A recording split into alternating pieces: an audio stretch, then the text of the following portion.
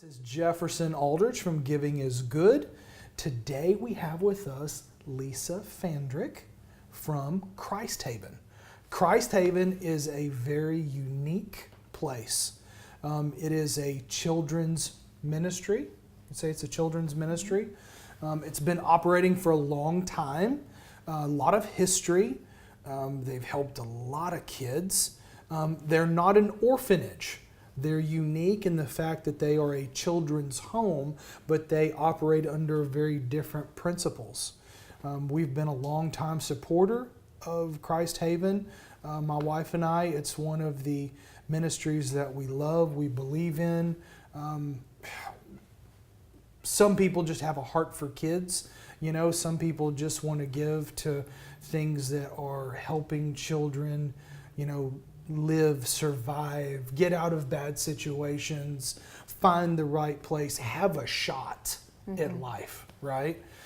So I wanted Lisa to come and tell us, this is an old organization. This is a 65-year-old organization. So I don't believe the founder is around anymore. No, they're not. Okay. So now that legacy is passing on.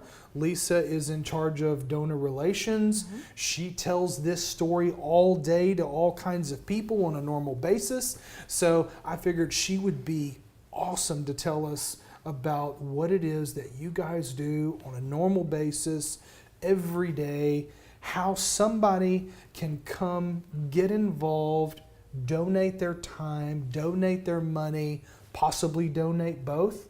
And we want to tell the viewers how that benefits the kids at Christ Haven and what it is that you guys are able to do with what people can give, you know?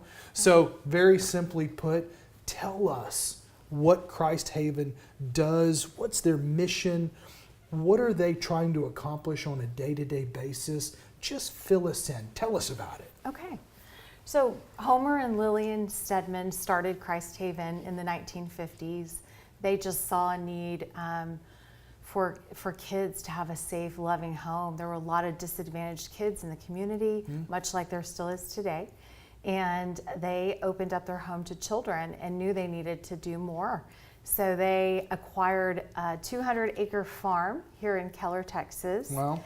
And today we have 58 acres remaining, but the model, the mission, the passion is still the same, and it's to provide a loving home for children that otherwise would not have one. We have homes on our property, each with loving house parents, so a married couple who can have up to 8 kids in each home, and they provide them a safe, loving, stable home. The difference between Christ Haven and an orphanage, say, is that many of the children in our care still have biological family members. They just don't have anyone that can provide a stable home for them. So they come to us seeking a home for these children. We're a voluntary placement residential group home. We are a voluntary home. Which means that guardians choose to place their children with us for a lot of different reasons. Many times you have a grandparent or an uncle who are trying to take care of the child or children because mom and dad are struggling with addiction. They've gone to prison. They've gone to prison. And now grandparents have the children, they're taking over. They're trying to take over, and they're just not in a situation where they can do that for lots of different reasons, usually for financial reasons. We've had grandparents who were homeless. They were homeless, trying to live in a car with a child. So no situation is the same, but we offer our services without that judgment. And if it's a good fit, then that child is placed at Christ Haven and immediately put into a loving home. How many kids can live at Christ Haven on a normal basis? And that gives people a sense of what it takes to do what you guys are doing. Kind of walk us through how many homes, how many children, explain to the viewers what it is that y'all are doing on a daily basis as far as taking care of these kids. You know? A lot of people don't understand what happens in this environment. So we have homes on our property. So if you were to drive onto our property, you would feel like you were in a neighborhood. We have 6 homes, each with house parents, each with a married couple. Okay. And 5 of those homes have children that live there full time. They can have up to 8 kids in each home. So we typically care for up to 40 children per year. Wow. There are some factors, of course. Children under the age of 5 count as 2 according to the state. So that sometimes reduces the number of children that we're able to have at any given time. Right. That 6th home is our relief cottage, and that allows us to give each of our house parents 1 week off every 5 to 6 weeks. Okay. And that respite care is important for them. And it's not negative at all, and the kids actually really enjoy being able to go over to the relief house. It's kind of like packing up and going to grandma and grandpa's house for the week, having a break and a new environment. So it's a fun thing. Okay. But the day-to-day life at Christ Haven is our kids are integrated very much like your family is in the community. They go to Keller ISD Public School. Okay. Each family chooses to go to church where they want to go to church on Sunday. Okay.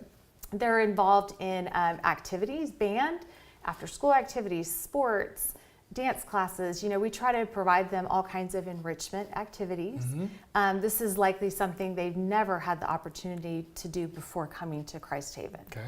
They typically, many of our kids are educationally delayed or have educational challenges for a number of different reasons, but we work really hard to provide tutoring services to help catch them up. So we're working on the day-to-day care, but also working on things that will help them long-term in terms of their education. And another really important thing we do at Christ Haven is we provide trauma-informed counseling and therapy. All of the kids that come to us have experienced significant trauma, whether abuse, physical abuse, sexual abuse, emotional abuse, and they're hurt. They've been hurt by people they trusted. Right. They've got to learn how to trust adults again, and they need to heal from that trauma. And they've got to be in a safe place. And they have to be in a safe place. So those are the day-to-day things that we do to provide for the kids in our care. Is there an average age of child that comes there? I mean, over the years, have you all kind of seen have you seen a range of child age group that comes through, or is it just between 2 and 18? So we have children at Christ Haven. According to our licensing allows us to have kids 0 to 18.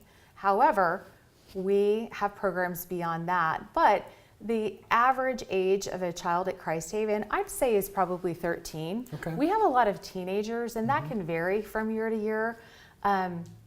We have a teen mom program. So we currently have 2 teens that have newborn babies. Wow. And these are teen girls whose families just could not or would not help them. Right. They would be on the street. They would be homeless. And so they were placed at Christ Haven and are continuing their education, have had healthy babies. They're learning how to love and nurture their children and be a mom.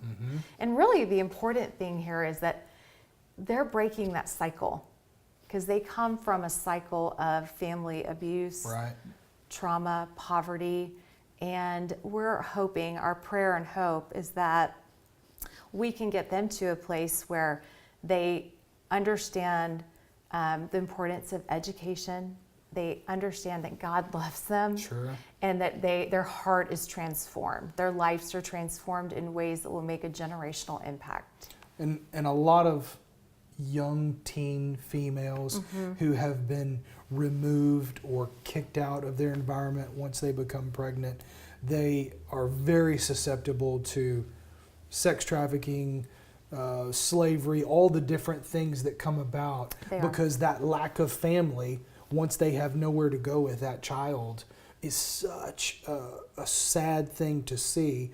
For you guys to be able to take them in, now they have other kids for their babies to be around. They have a parental unit to help them raise a child. Yes. Because how many teenagers know how to raise children? As we all know, that's not simple. No. I got kids. You got kids. I do. Yeah. You know, they're expensive. It's hard very work. difficult. It's painful at times. It's awesome at times. But imagine being a young female with no place to go. Mm-hmm. You know, so that need is so prevalent and scary and hard to comprehend in today's, you know, a city like that, what we live in, you know, to think that that's still a need and something we've got to figure out, you know, Yeah. how to handle. Can you speak to the model of, instead of what a lot of people think of as orphanages and children's homes, can you tell everybody what the model of Christ Haven is, the family unit, and how, because I don't think a lot of people understand when you're helping a ministry like this, you don't have one building with a bunch of kids in it and they're going to a cafeteria. You know, and there's you know, you think about like Annie, you know, Yeah. just as the public, you know, where a lot of our knowledge comes from TV and movies, you know, it's sad to say sometimes, but you know, people don't really know, that don't come from that environment. Why is it different at Christ Haven? How does it help for them to give? You know, kind of explain that model, just kind of educate us. Okay. So, and Christ Haven is licensed by the Texas Department of Children Protective Services. CPS? Yes. Okay. And so we are licensed by the state and regulated by the state, but we don't have a contract with CPS, so we Okay. do not receive any federal or state funding. Okay. Children's homes come in all different shapes and sizes. Some have contracts with CPS, some have a family environment like we do called cottages, where you've got, you know, house parents that are a married couple that live there and take care of kids much like you would with your family. And some have more institutionalized care. Some children's homes do have large dorm rooms with bunk beds and cafeterias with shift workers. But Homer and Lillian Stedman knew that that was no way to raise a child in their mind, in their opinion, and we feel the same today. And so we want to try to give that child you know, a loving family. They've lost so much already, and we want to try to give them a family environment, like you and I hopefully had as growing up. Yeah. You know, We lived in a home, we lived in a home. right, with parents. And you know, I didn't have to worry about coming home from school and wondering if I was going to have dinner. Right. I didn't either. I didn't, you know, and many of the kids that come to us, they have food anxiety. You know, they come to us, and sometimes they're, the first thing they do is go to the food pantry and hoard food Wow. in their room because they're not sure when they're going to eat again.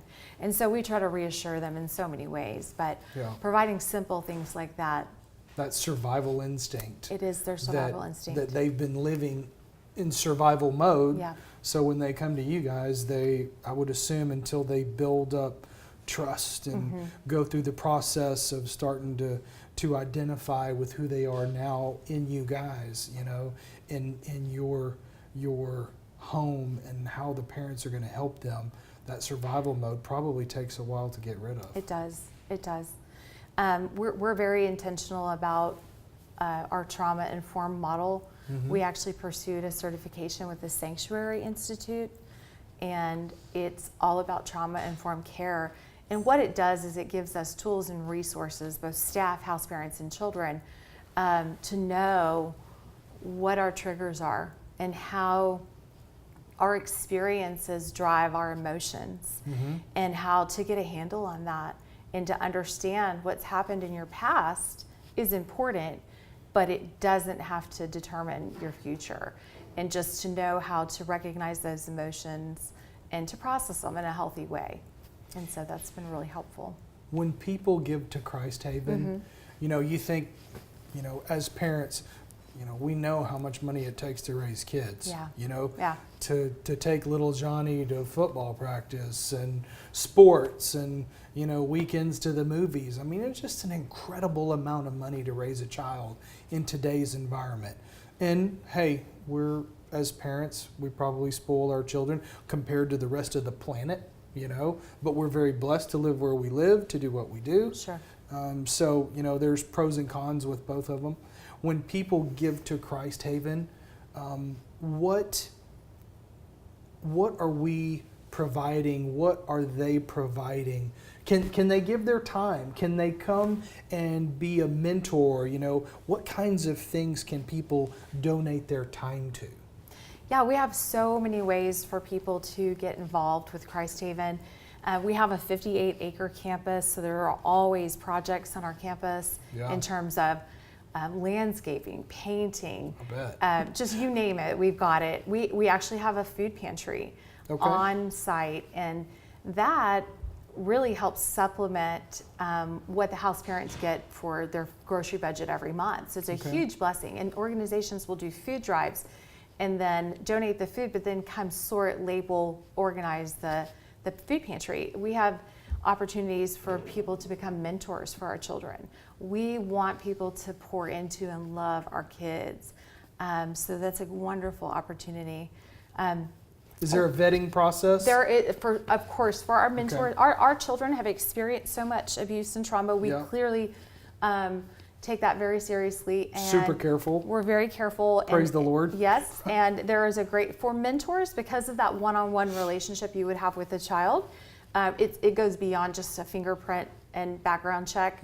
There's training that's involved, right? And so, but it's not a terrible process. We try to simplify it as much as possible, and it's a wonderful way to invest in the life of a child.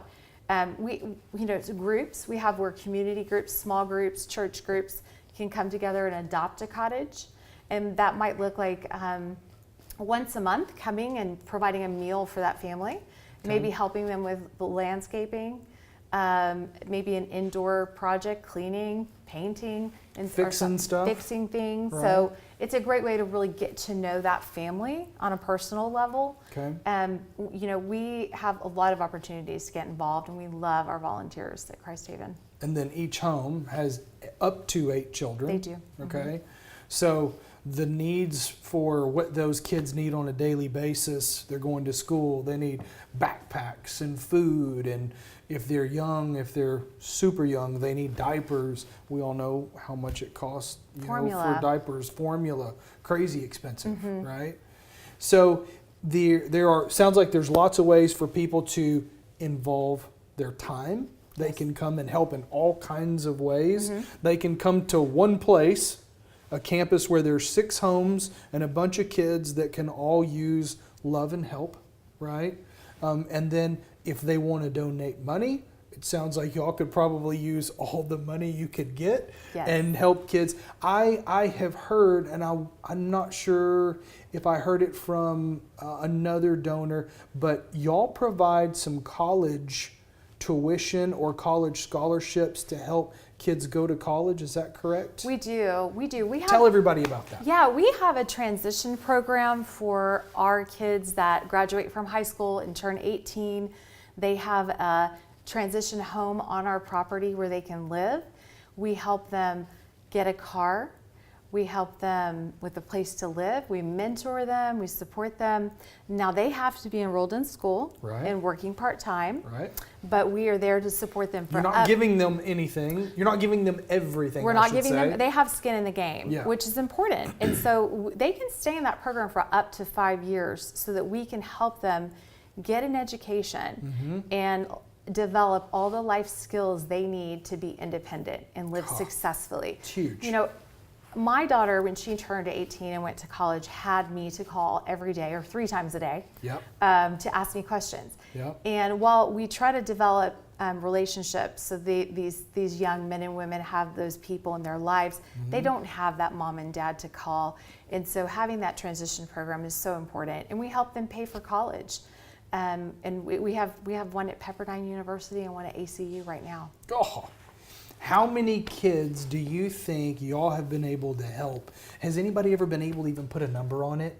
Is that possible? Yeah. Over 65 years? Yeah, we estimate that we have helped over 6,000 children since 1954. This year's a milestone for Christ Haven as we celebrate our 65th anniversary. Well, we got you here at the right year. You did, huh? you did. That's pretty awesome. And I was just going to say, in terms of, we rely on private donations. We don't receive any state or federal funding. Okay. So we receive donations from foundations, churches, businesses, but mostly individuals. Right. Individuals that just love children and want to see kids break that cycle. Yep. And be in a safe, loving home. Those are the people that support us. Not awesome. As we go through this process and we called life, and we wake up and we go, golly, we're so blessed. This is so crazy. And then we meet somebody from Christ Haven, and we go, man, I've got so much. I don't need it all. I need to give some to kids that don't have anything, kids that are living in a car with their grandparents. It's hard to, so many grandparents are on fixed incomes. I'm in the mortgage business, so I see people's finances. I mean, it's a really tough time in America when it comes financially, what it takes to live, and to think about, you've got a child whose parents are addicted, they've gone to prison, they've disappeared, whatever those things are, they've been they've been killed. I mean, there's crazy stories there, and now no one can take care of them. For a place like Christ Haven to be able to take those children in, provide for them, and one day get them through the process and head towards college. I mean, what a life event, and it just shows that there are people out there who love and are doing incredible things for humanity. Yes. I'm really thankful that you guys are around. I'm thankful to be a part of what y'all are doing. I just feel blessed to know you guys and know about y'all because, hey, indirectly, I'm not over there mowing, but I feel like what I'm doing, what I'm able to do, and just hear the stories that can be told, it means something, You can give your time, you can give your money, you can give both. Just give. Make the world a better place. Help some kids. You don't need all the stuff you've got, You can sell some of it and donate some of it and help some kids go to college, help some kids eat. It's so amazing to me that, we're still having to go through the process of reminding people of that on a daily basis, but it's the truth, Yeah. Giving is good, and that's what we want to bring about what Christ Haven is doing, what they're accomplishing, what they've been doing for a really, really long time. You'll be able to go directly to their website from after the videos once you take a look at them. If you want to get involved, Lisa would love to hear from you. I would. She'd love to sit and have a discussion with you if you'd like to donate.